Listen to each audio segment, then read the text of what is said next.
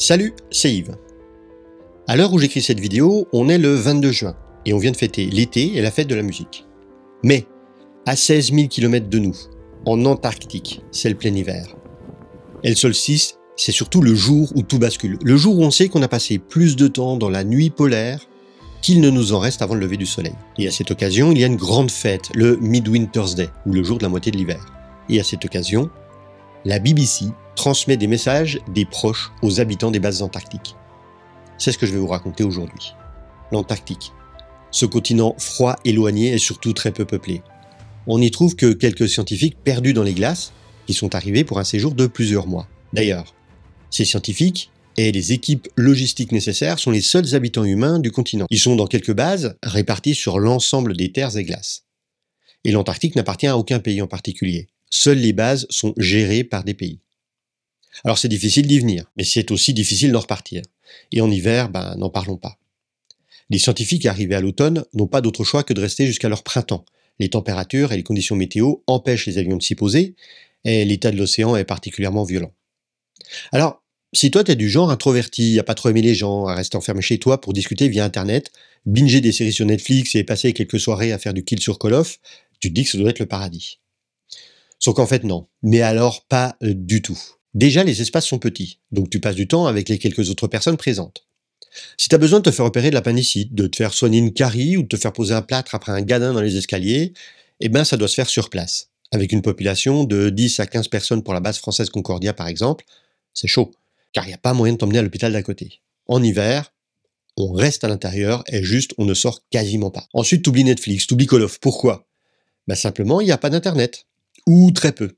Et quand je dis très peu, tu vas voir, c'est vraiment le strict minimum. Alors, pour comprendre ce que je vais raconter maintenant, il faut avoir une petite idée de la géographie des bases habitées pendant l'hiver. On en compte sur tout le continent, de tailles très différentes et sous gouvernance de plusieurs pays aux moyens très variables. Ce qui fait que la grosse base américaine d'Amundsen-Scott, qui se trouve à 250 mètres du pôle sud, et avec ses 39 personnes durant l'hiver 2021, n'aura pas du tout les mêmes moyens techniques que la base chilienne d'Esquello avec ses 2 habitants. Mais la base d'Esquello, elle est à côté d'autres bases d'autres pays. Il n'est pas non plus surprenant de faire 1000 km dans la glace pour joindre 2 bases. Je pense notamment aux bases américaines d'Amundsen-Scott, à 250 mètres du pôle sud justement, et de McMurdo, qui sont reliées par une route de 1600 km. Alors quand je dis route, il faut bien voir que c'est dans la glace, dans la neige, et qu'avec un peu de vent, la route disparaît. Donc c'est grand. Et forcément, le point critique, le truc compliqué en plus des déplacements, c'est les communications. Habituellement, si on veut un réseau de communication, Internet par exemple, on prend un abonnement auprès d'un fournisseur d'accès Internet qui va utiliser les câbles en place pour nous permettre d'accéder au réseau. Sauf que là, il n'y a pas de réseau en place. Là, il n'y a pas de fibre optique ou de câble en cuir qui arrive sur le continent. Alors vous allez me dire, il y a des satellites. Ah ouais, mais bof. Si on prend une galaxie de satellites, comme les Starlink, qui sont faits pour apporter de l'Internet dans des coins complexes, ils passent tout simplement pas au-dessus de l'Antarctique. Sans compter que la génération actuelle de Starlink, elle a besoin de stations au sol pour relayer le signal. Stations qui n'existent pas au pôle sud. Alors il reste par exemple les satellites de la galaxie Iridium. Et ces satellites sont bien utilisés, parce que leur orbite passe bien par les pôles. Mais le débit est très faible. Pour envoyer un petit email de moins de 100 kilooctets, ça fonctionne, mais pas tellement au-delà. Certaines bases sont beaucoup plus chanceuses. Par exemple, les bases américaines peuvent utiliser des ressources gouvernementales américaines. Ici, dans un TikTok, l'américain Joe Spin the Globe explique le planning de la journée pour Internet. Le réseau Defense Satellite Communication System est utilisé, mais sur la journée qu'il présente, il ne sera actif que pendant 5 heures. Le reste du temps, il y a un réseau appelé Skynet, oui, il y a un réseau qui s'appelle Skynet, et qui utilise un satellite anglais. Lui, il est accessible via une antenne de 2,4 mètres de diamètre. D'ailleurs, c'est la même antenne qui est utilisée par le DSCS que je viens de présenter. Mais via Skynet, le débit est très faible. C'est au maximum 1,5 mégabits par seconde. Donc en gros, de quoi envoyer et recevoir quelques emails, mais guère plus. Sans compter la latence très importante. Sans oublier non plus que c'est pas une personne qui va utiliser ça, c'est l'ensemble de la base. Et pour en rajouter encore, cette connexion n'est disponible que quelques heures par jour. Et enfin, il reste le SPITR, le South Pole TDRSS Relay, qui utilise les satellites de la NASA. Ces mêmes satellites qui donnent de la connectivité dans l'espace. Donc, l'ISS, Hubble et tous les autres satellites américains qui ont besoin de transmettre des données. Là, le débit est sympa, très sympa même. Mais les durées sont très aléatoires car c'est partagé avec les satellites et les stations d'orbite. Je sais que la base américaine redistribue de la connectivité par radio à d'autres bases, mais je ne sais pas si c'est global ou si c'est juste des accords précis entre certaines bases. Il semble également qu'il y ait des bases reliées par fibre optique entre elles, mais j'ai pas plus d'infos, mais de toute façon ça reste que d'une base à l'autre, ça ne permet pas de sortir de l'Antarctique. La Nouvelle-Zélande, elle a une connectivité permanente de quelques mégabits par seconde pour son propre usage. Mais il faut comprendre que l'essentiel de la bande passante, que ce soit pour les bases américaines ou que ce soit pour les bases australiennes ou celles connectées aux bases américaines, eh bien, l'essentiel de cette bande passante est utilisé pour transmettre des données scientifiques, et pas du tout pour des communications de type loisir. Quoi qu'il en soit, par exemple, le TikToker dont je parlais disait qu'il lui fallait 20 à 30 minutes pour uploader une vidéo d'1 minute sur la plateforme. Du coup, Internet, c'est lent, c'est très fragmenté et pas toujours facile à utiliser en raison de la latence. Alors il y a le téléphone. Pour ce qui est du téléphone, il y a une liaison permanente qui est entretenue par l'ANARESAT ou le Australian National Antarctic Research Expedition Satellite depuis les bases australiennes. Mais j'ai pas regardé si c'était compris dans mon forfait. Quand la météo et la propagation radioélectrique le permettent, les transmissions radioamateurs permettent de garder un contact avec le reste du monde. C'est aussi un moyen de communication qui est conservé en cas d'urgence. On le voit, hein, les habitants hivernaux des stations antarctiques sont quasiment coupés du monde, et du soleil, et également de leurs proches. Et on en arrive, enfin, après cette longue introduction, à ce qui a motivé l'écriture de cette vidéo. Le 21 juin, le solstice d'hiver pour nos scientifiques d'Antarctique, c'est la date à laquelle on franchit le point de bascule, où la nuit restante est plus courte que la nuit passée.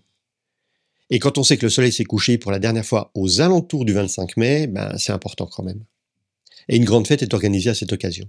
C'est visiblement la fête la plus importante dans beaucoup de bases. C'est le Midwinter's Day, le jour de la moitié de l'hiver. On trouve une trace du Midwinter's Day aussi loin qu'en 1898, quand l'équipage du navire Belgica, une expédition belge, a dû passer l'hiver bloqué par la glace dans une crique.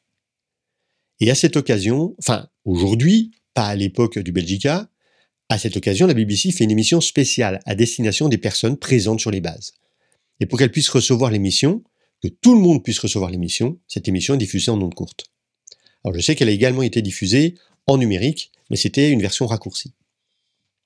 Et là, je voudrais dire un énorme merci à l'ami Aerogus, qui, sur le Discord de la chaîne, a relayé l'annonce de cette émission. Sinon, je serais passé complètement à côté.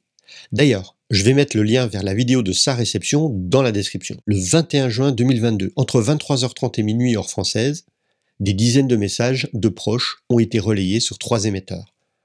Le plus éloigné de nous émettait sur 7305 kHz depuis l'île de l'Ascension en plein océan Atlantique. La BBC est installée sur cette île et via un satellite Intelsat relaie régulièrement des émissions à destination principalement de l'Afrique. Il y a plusieurs émetteurs là-bas, des Marconi BD272 de 250 kW et datant du milieu des années 60, ainsi que des RIZ K01 de 250 kW également. Je ne sais pas lequel était utilisé le 21 juin, quoi qu'il en soit, la puissance était bien de 250 kW. De nombreuses antennes sont présentes, une vingtaine, et normalement orientées pour viser l'Afrique ou l'Amérique du Sud.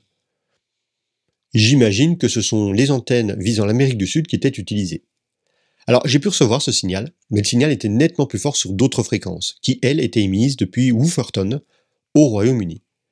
Cette fois il y avait 300 kW de puissance, à la fois sur la fréquence de 9505 kHz, mais également sur la fréquence de 12065 kHz. Et comme il s'agit de fréquences en ondes courtes, elles se réfléchissent sur les hautes couches de l'atmosphère et sont capables de parcourir de très grandes distances, jusqu'à arriver aux oreilles de nos scientifiques perdus dans la nuit noire et froide de ce continent si isolé. To help you celebrate, we're going to have a drink with you. Cheers! Hi Sam, all the best for the Arctic winter. Can't wait to see you next year. All the best. Take care. Bye for now. Hi Uncle Greg, it's Eva. Mum and me miss you and love you. This is a message for Jonathan Witherstone and this is Mum, wishing you a very happy midwinter and that you are enjoying every single moment of this experience. I'm so very proud of you and love you. Mishka, t'es perdu dans l'hiver? T'as perdu ta maison? Hi Nakapaka, happy midwinter. I got a new pair of silly shoes. J'ai trouvé que écouter ces messages de la part de proches et à destination des habitants des bases était quelque chose de particulièrement touchant. On a même eu quelques messages en français. Est-ce que l'Antarctique sera reliée un jour par une fibre optique au reste du monde? Ça fait quelques années que la faisabilité d'y apporter un câble optique est étudiée. Mais le projet est complexe, très complexe même, car la mer est une des plus agitées au monde. Et les câbliers actuels, les câbliers ce sont les bateaux qui posent les câbles sous-marins. Mais ces câbliers risquent de ne pas avoir la stabilité nécessaire pour poser le câble et surtout pour l'entretenir plus tard. Car il y aura des coupures. Si on se réfère à l'expérience des câbles posés à proximité de l'Arctique, on sait qu'il faudra également accompagner ces câbliers de brise-glace. Ensuite, dans des conditions aussi extrêmes, par moins 50 degrés, est-ce que les câbles vont tenir? Est-ce que les icebergs ne risquent pas de racler les fonds où se trouvent les câbles? Est-ce que la banquise mouvante ne va pas déplacer des câbles? C'est un ensemble de questions qui est à l'étude, et surtout, une autre grosse question apparaît, est-ce que l'investissement à faire vaut le coup? Car il y aura forcément des imprévus, à la fois à la pose des câbles, mais aussi durant leur vie. Alors, je ne sais pas si tu connaissais le Midwinter's Day, mais maintenant, à chaque solstice d'été chez nous, moi, je vais penser à tous ces scientifiques qui fêtent la journée autour d'un bon repas et même d'un bain d'eau glacée. Si ça t'a intéressé et que tu as appris quelque chose, n'hésite pas à mettre un pouce et à partager la vidéo. Et moi, je te dis à la prochaine. Ciao les geeks!